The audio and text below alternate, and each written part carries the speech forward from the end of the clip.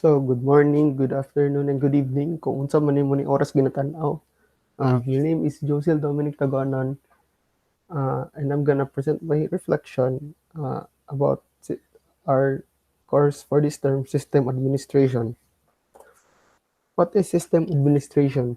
System administration refers to the management of one or more hardwares and software systems. This task is performed by a system administrator who monitors system health, monitors and allocates system resources like disk space, performs backups, performs user access, manages user accounts, monitors system security, and performs many other functions. Uh, our prof gave us 9 assigned tasks. So task 1, setting up a lab environment. We needed to set up a lab environment for this task, so we used VirtualBox and virtual machines to run various operating systems on one host or workstations. So, kanilang ang screenshot ang akong na-retrieve. So, task 2, install Windows Server 2016.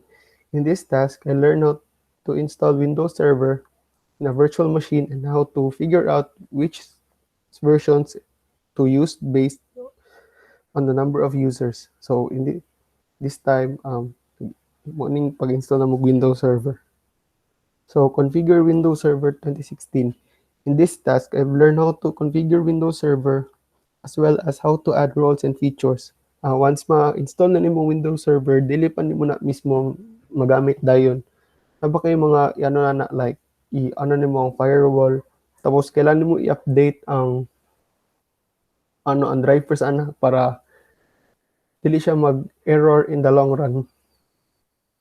Morning screenshots while doing the task. So install Windows 10. In this task, I've learned how to install Windows 10 in the VirtualBox. So para ang reason gi-install Windows 10 kay mo tong imong client sa Windows Server. So morning screenshots na mo while installing the Windows 10. So joining Windows 10 to computer to the domain. In this task, I've learned how to join Windows 10 to a Windows Server 2016 domain. Joining the computer to an Active Directory domain has many advantages including centralized user management. So diri na task, wala mi screenshot. So explain na lang ako based on pagsabot. Ang pasabot sa centralized user management for example, system admin ka tapos nakay-internetan na naay 10 units. So ang button nimo na i-connect nimo siya, i-connect nimo sa imong server ang 10 units para di na ka ma-hassle and di na siya time consuming and pwede mo siya ma-remote access while naka sa imong unit. So task 6, install RSAT, set up the organizational unit and make a user account time restriction logon. In this task, I've learned how to install RSAT as well as the importance of remotely accessing your files. Time restriction logon prevents unauthorized users from accessing the computer because you only have a limited amount of time before it begins to restrict access. So kaning wala po mi screenshot dere, wala po mi naka-provide. So ang pagsabot sa organizational unit, magbuhat kag for example sa school, magbuhat kag users for the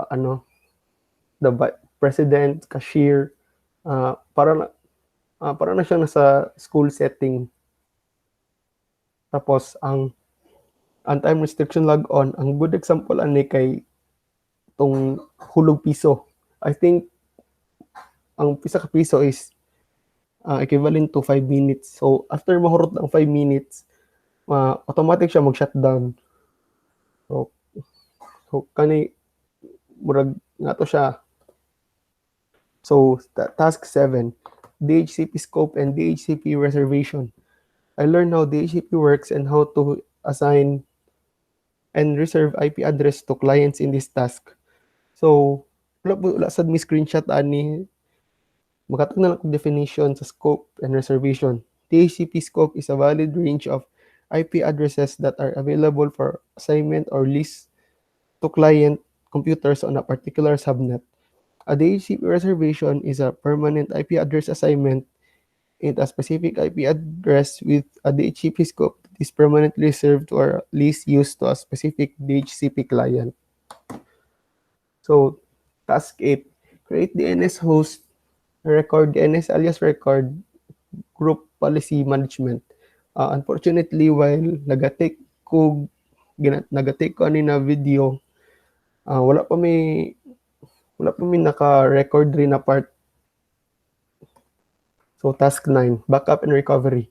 Install Windows backup feature, perform a full backup, perform a custom backup, schedule a backup, examine the backup content, store from the backup.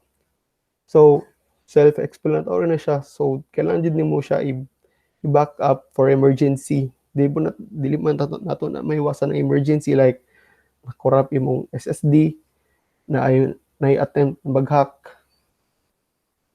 So, kailangan nimo siya i-backup.